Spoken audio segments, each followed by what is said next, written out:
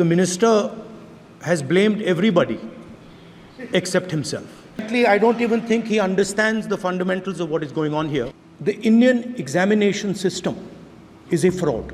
Millions of people believe that if you are rich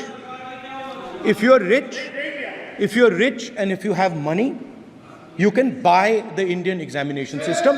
मेरे को मेरे राज्य की, मेरे सूबे की जनता की स्वीकृति मिली है। मैं किसी की, मेरे बौद्धिक और मेरे संस्कार की सर्टिफिकेट मेरे को सारी सदन में किसी से नहीं चाहिए। ये जो कहा गया देश की अभी की एग्जामिनेशन सिस्टम रबिश है सर, इससे दुर्भाग्यजनक बयान देश की नेता प्रतिपक्ष का कुछ नहीं हो सकता है। मेरे सरकार की हिम्मत है, अभी हमने पब्लिक एग्जामिनेशन की रेगुलरिटीज में बिल लाए, कानून बनाए। क्या मजबूरी था कांग्रेस पार्टी की? क्या मजबूरी था नेता प्रतिपक्ष की? It's obvious to the whole country. It's obvious to the whole country that there is a very serious problem in our examination system.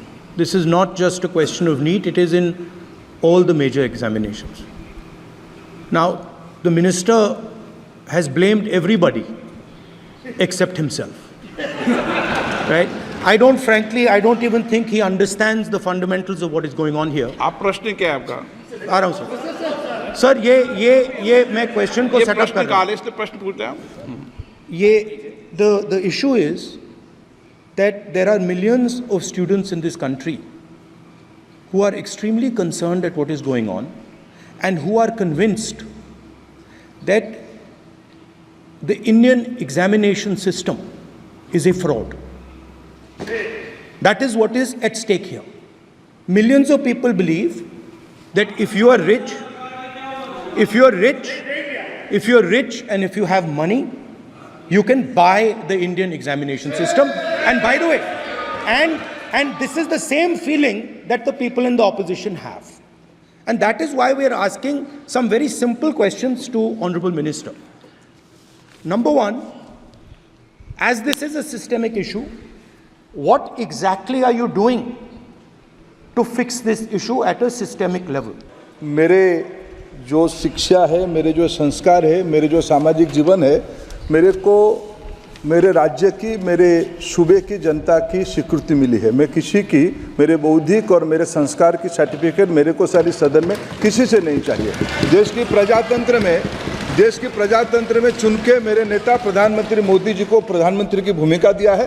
मैं उनकी निर्णय से यहाँ उत्तर दे रहा हूँ सदन को। बाकी ये कहना चिल्लाने से सच झूठ नहीं हो जाएगा साहब।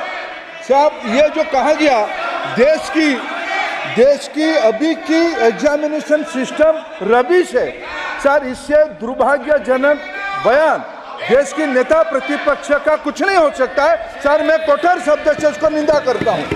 बाकी रहा, मैं सर आपके सामने, आपके माध्यम से देश के सामने सर एक तथ्य रखता हूं सर। जिन्होंने रिमोट से सरकारें चलाई है, 2010 में 3 बिल आया था सर शिक्षा सुधार के लिए। उन्हीं की पार्टी के नेता आदरणीय कपिल सिब्बल साहब 3 बिल लाए थे। उसमें से एक बिल था एजुकेशन, उसमें एक बिल था prohibition of unfair practice bill 2010, जिसकी उद्देश्य एजुकेशन इंस्टीट्यूशन में माल प्रैक्टिस को बंद करना। सर, मेरे सरकार की हिम्मत है, अभी हमने पब्लिक एग्जामिनेशन की रेगुलरिटीज में बिल लाए, कानून बनाए। क्या मजबूरी था कांग्रेस पार्टी की? क्या मजबूरी था नेता प्रतिपक्ष की? उन्होंने उस बिल को उल्टा किया, किसके दबाव में उल्टा किया? क्या निजी मेडिकल कॉलेज की दबाव में, उनकी घूसखोरी की दबाव में उन्होंने उस बिल को उल्टा किया था? सच सुनने की सामने है ये। मैं किसी की विद्वता पे प्रश्न नहीं उठाता हूं, लेकिन सच 2010 में शिक्षा सुधार की बिल उन्हीं की सरकार ने लाया था, दबाव में उन्होंने उल्टा किया। ये हमको प्रश्न पूछते हैं।